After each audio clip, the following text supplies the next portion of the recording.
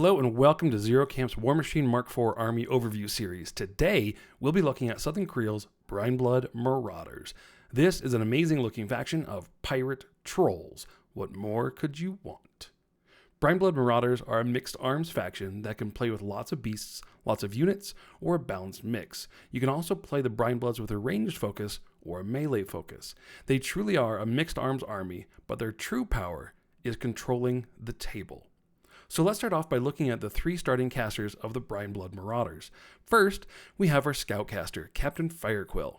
Firequill comes with a ranged kit with Field Marshal Black Penny and Reciprocate to allow you to get your army engaged and to keep the ranged fight going even in close quarters.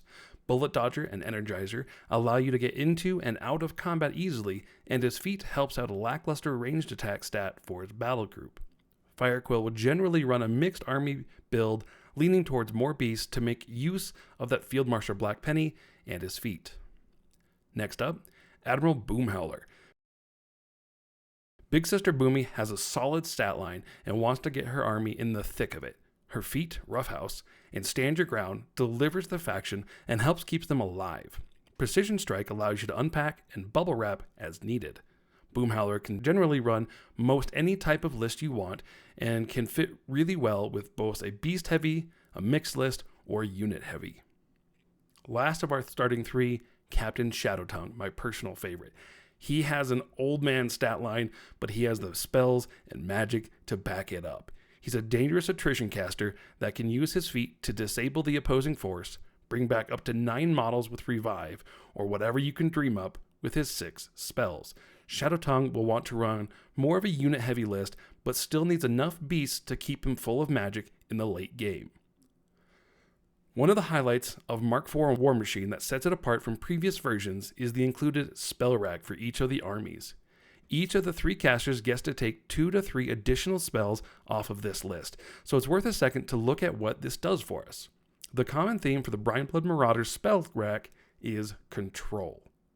On this list, Black Spot allows you to take your range game to 11 and get extra free shots when you kill things. Fortify is a nice armor buff, but probably more important is that it doesn't allow the fortified model to be bullied around the board. Fortune will help guarantee that when you need to hit something, you will. Fury Strength allows a model unit to hit way above its point cost. Open Fire allows for more out of activation range attacks to clear the field.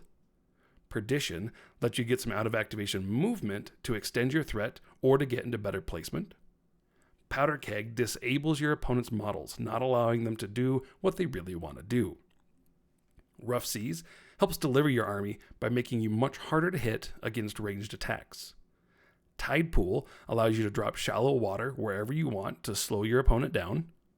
And Tides of War lets your beasts get another short movement at the end of their activation to put yourself in a more advantageous position. So now with those spells in mind, let's dive into what a starting 30-point list might look like using just the models from the starter box. So our caster there is Captain Firequill. Now on this one, I've racked Black Spot and Fortify, but you can change those out as needed depending on what you're running into. Those change at the start of each game. Going with Firequill, we have the heavy Deepborn Dire Troll with a Bellower head, the Minnow Fin, the Hammerhead right arm, and the Squid Blaster on the left arm.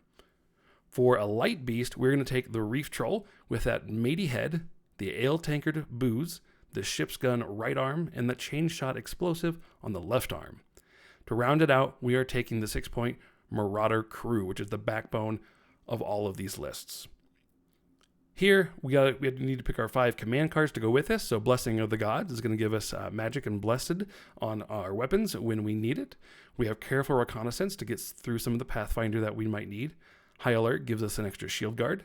Infiltration gives us some stealth, and Power Swell gives us an extra magic boost when we need it.